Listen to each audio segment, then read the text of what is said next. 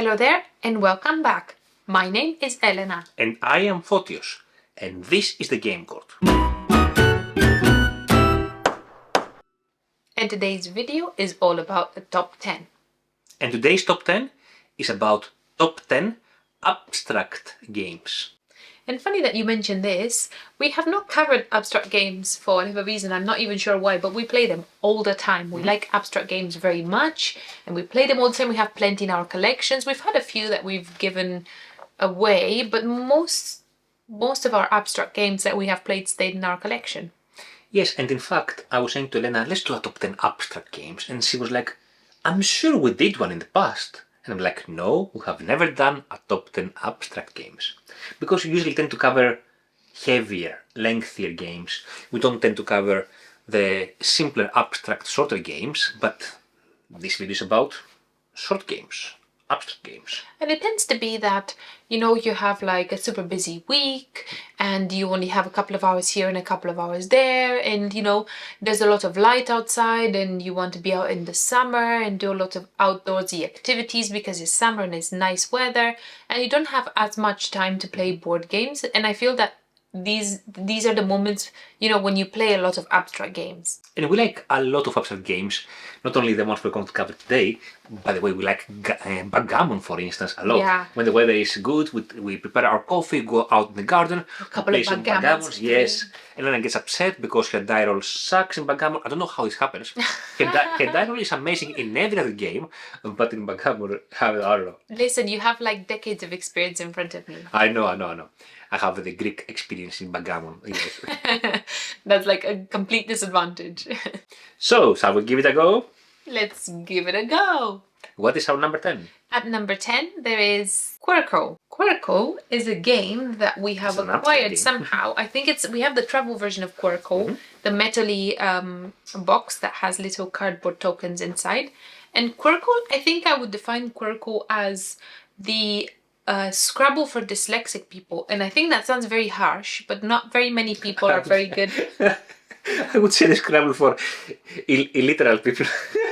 Illiterate, right? Like, if you like Scrabble, right? But you're not very good at making up words. You're not very good at spelling words.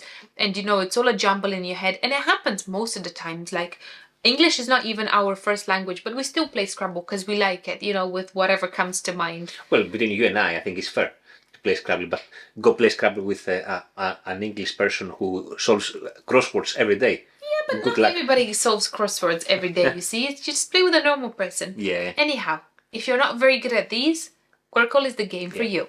And in Quirkle you have tiles which have different colors and different shapes. Six? I think 6 colors, 6 shapes, and there are 3 copies of each tile, I want to say.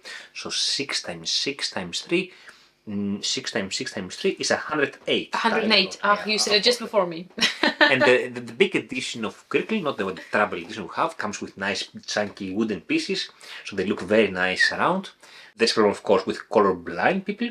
So, sometimes you struggle to differentiate between red and green or whatever. But you can put some dots in your tiles. Some people have done that, haven't they? But ultimately what you do in this game, just like Scrabble, No, I think that was a very good touch. Just like Scrabble, you kind of create patterns, like words, kind of, and then you can expand from those as you would expand in Scrabble. From one of those tiles, you can expand forward to other things. And can be of the same shape or the same color as you expand. And if you complete a 6, like a 6 piece, you can only complete the biggest word can be a 6 piece. And then you get also a bonus point of 12 points. It's 12 points. Yes. So you keep, some of the juicy ones that are the last pieces you keep until the end, so you can score bam, bam, bam, 12, 12, 12. Amazing. Very good game. Next game.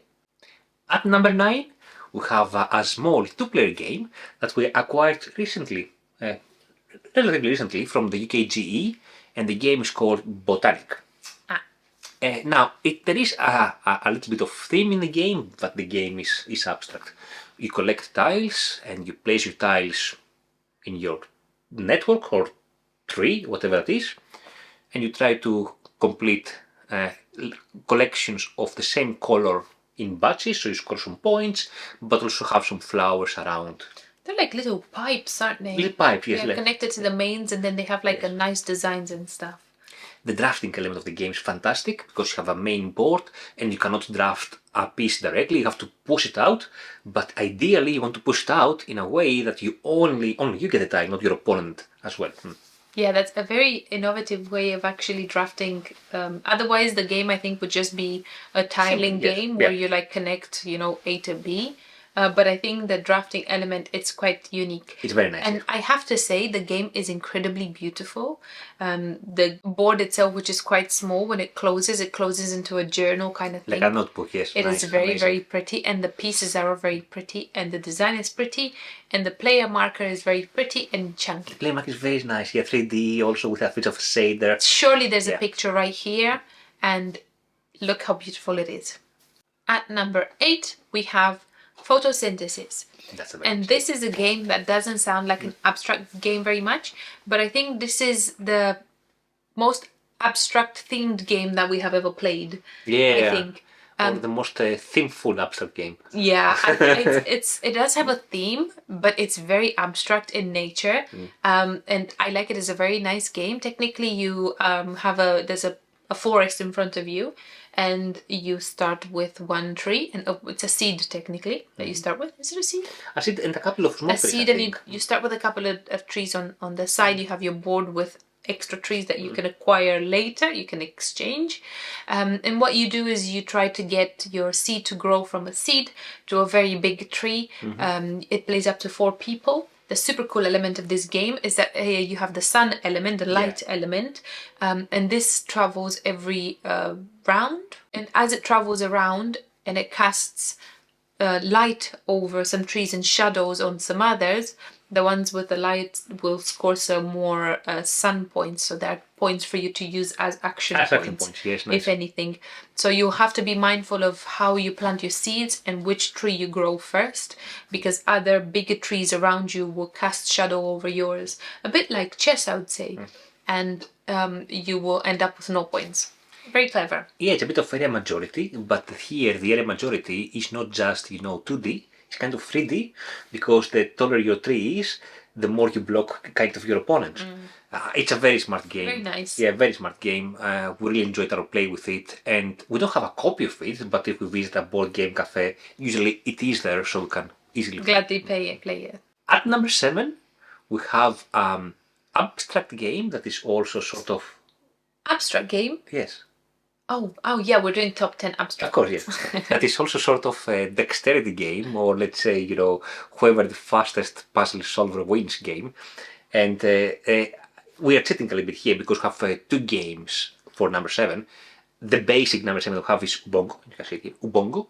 And Ubongo comes in so many different versions. You have the normal Ubongo for 4 players, then you have the Ubongo 3D, which has chunky pieces. Then you have some travel editions as well. You have the Ubongo with the trigons as well. And what you do, you take randomly a player board that has some patterns that you have to complete, and you have some pieces, and tells you have to use these pieces this round, so you have to put them appropriately so the whole pattern is filled. And there might be more than one unique solutions, but Ubongo is quite hard to beat anyway, and the fastest person will get the most benefit or gems or whatever they get.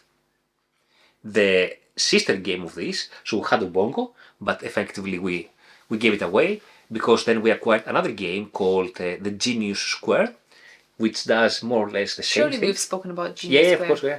There's more or less the same thing. It has nice wooden pieces, polyomino pieces, the same as Ubongo, polyomino pieces, that you roll some dice, and these dice represent some blockers around, and then once we place the blockers, we start 1, 2, 3, and whoever puts the polyomino pieces to complete the puzzle wins It's the first. game. Exactly. An amazing game. Yes. Super fast.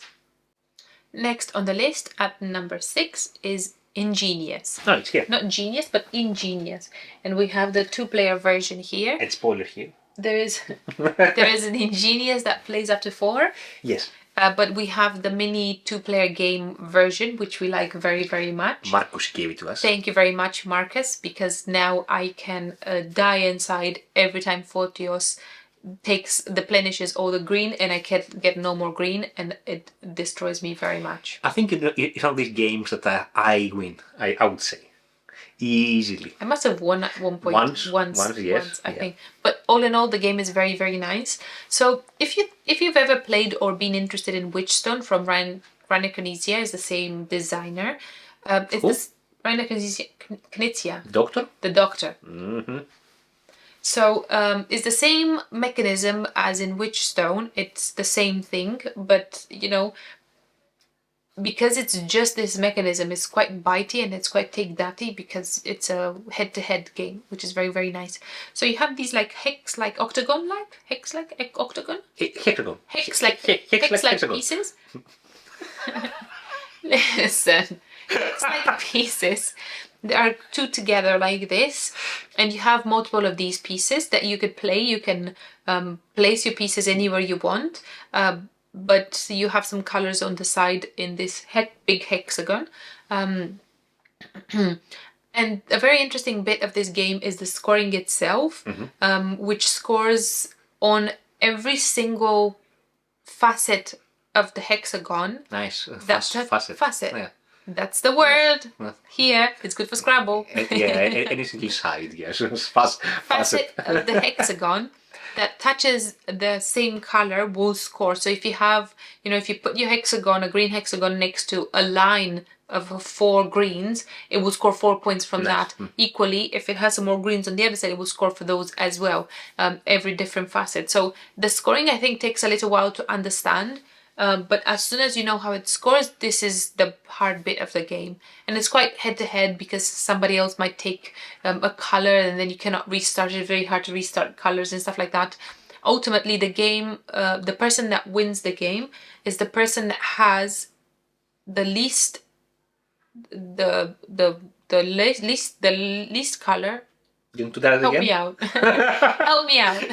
So you have 6 colors, right? So you have one score per color, and your minimum score is actually your Minimum, that's the word. The minimum least, score yeah. of your colors scores. So if everything is at like 20 points, but your yellow is in 3, then you score 3 points. So you have to have a balance. But you have to mention that you're going to have 20 points because 18 is the maximum of a color.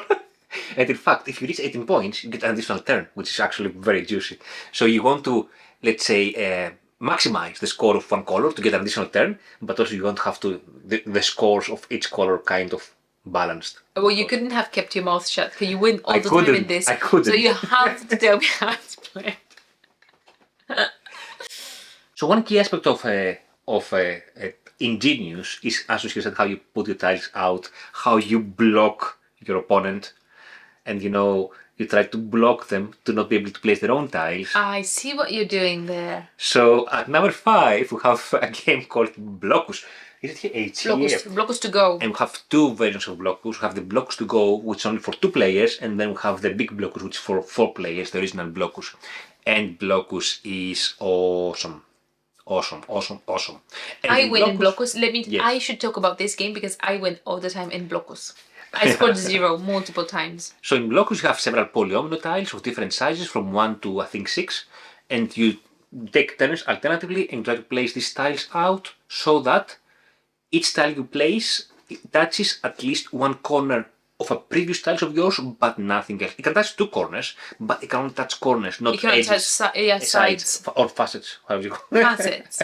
So basically you try to block your opponent around and you try to go the furthest ahead to have as few pieces possible or as few size.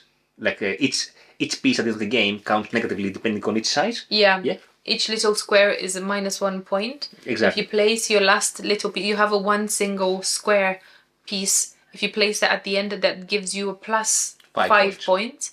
And, you can place them all.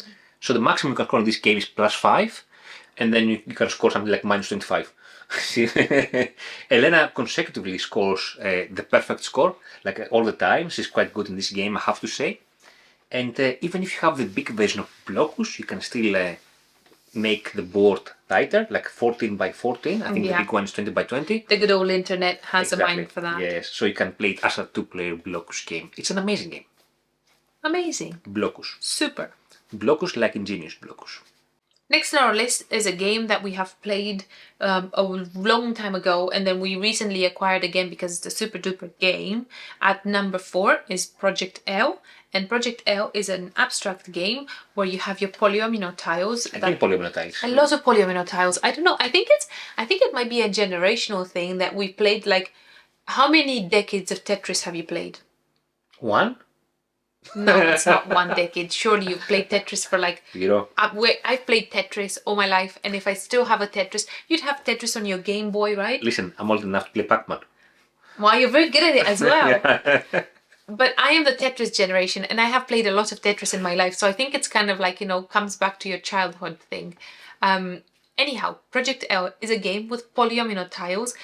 You get little contracts, shaped like, and you have to place polyomino tiles in them in a particular manner, so you can fulfill them. As soon as you have white and black contracts, as soon as the black ones run out, the game finishes. The production of this game is amazing. All the tiles are dual layer, so you basically put your plastic polyomino pieces in there.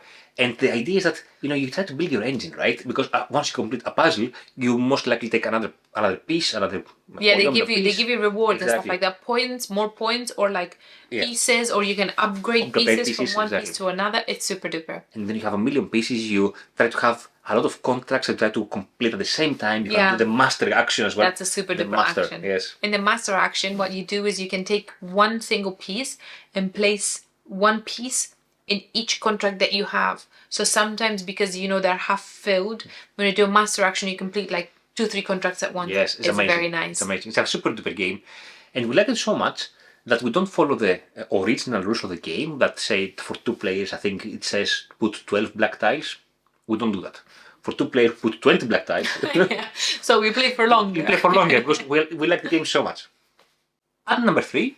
There is another 2-player game, and you know what? A lot of abstract games are only 2-player games, like chess, for instance. And they play very well. Exactly.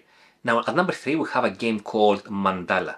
And before I say anything else, I want to say about Mandala's production, because it comes with a cloth that's like the player board. Tea towel, yeah. Exactly, the tea towel, which is very nice. You lay down there. It's like, nowadays games have play mats and stuff like that. This comes with a nice cloth.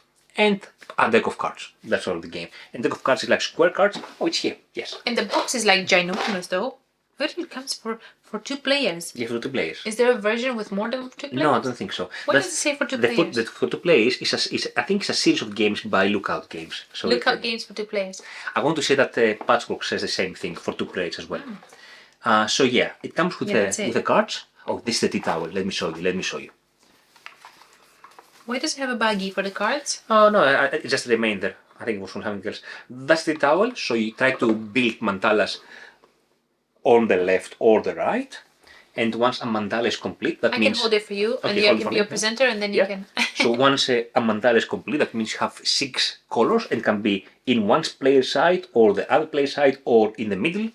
Then whoever has contributed the most cards on their side, they're going to pick first one color from the middle, let's say all the yellows or all the greens, and then they put them down here in the scoring. So the cards will score depending if you pick it first. If it's the first color you pick, it's going to score 1 point per card. The second color you pick is going to score 2 points per card, and so on and so forth. And you can score up to 6 points per card. And effectively, if somebody fills this up, this is one of the ways to trigger the end of the game. And then you also have cards here face down. So here you have one card that says, for instance, the yellow card scores for me 5 points, whereas for the lion scores 3 points, and all your other cards are here, down here, face down, and then you score them at the end of the game. It's such a simple, such a beautiful game, very strategic. I don't know. We haven't played enough. I want to play Mandala now. I think we haven't played enough. I think it's super duper and comes with a towel, which also has a hanger. Oh yeah, look at that. It's literally like a tea towel. Look at that. It is. They've printed this on a tea towel? I don't know, most likely. Now leaving all the tea towels behind, I'm just going to put this on the floor.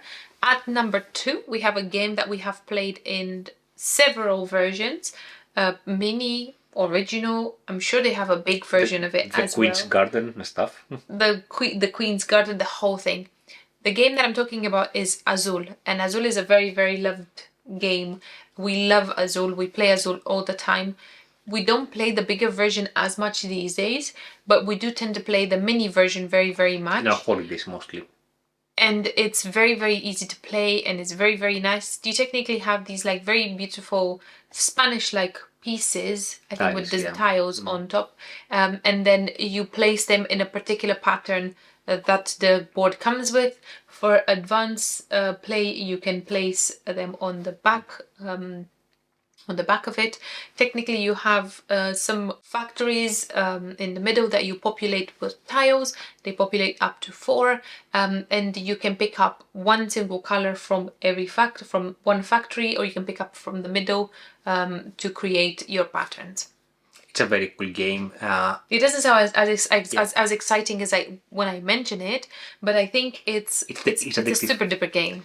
It plays up to 4, but for us, optimal play of Azul is 2 players, and it's very tactile too. Yeah. Because you can see what your opponent is doing, and you can actually stop them from doing it, or leave the tiles that they don't need to have at the end of the round, so they get many negative points. Take minus 8 points, minus 10 points. Exactly. Take them all. It's a super, super good game. It's one of our most played games in our collection, I would say, Azul. And we also love Azul because we have a video in our channel which compares the two versions of Azul, the standard Azul with the Azul Mini, and it's our most watched video in our channel, yes.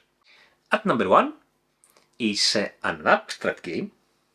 Are we talking about? Yeah. It's I want to say it's a chess-like abstract game, and it's called Hive. In Hive, you have pieces which are hexes, but the pieces are very nice. They're hexes. They're hexes. How do you call octagons? Hexes. But they're very chunky. They are very like Azul quality, and the pieces represent different insects, and they're black and white like chess. And we alternate turns. So in our turn, we can place a piece or we can move a piece, but each different piece, depending on what it is, moves differently, like chess. Like a knight and a tower will move differently. The same here. What do we have here? Ants or beetles, yes. Grasshoppers, thank you, or spiders. And effectively, what you try to do is you try to circle or surrender, if you wish, the queen bee of your opponent. If you manage to do that, you win the game. And this is a very, very super game. There is no board. All the tiles come in a small pouch. Super travel friendly. Yeah, we have the pocket version anyway. Yes. Because we like smaller versions of games. They're amazing. So it's a super duper game. We really, really recommend this game. It's fantastic. Now that we have spoken about our 10 most loved abstract games, we're going to be on our way and play some Mandala. Mandala, we're playing today. Yes. I think we spoke about it. I'm like, I need to play Mandala right now. So I hope you enjoyed our video. And thank you so much for watching. See you later. Bye.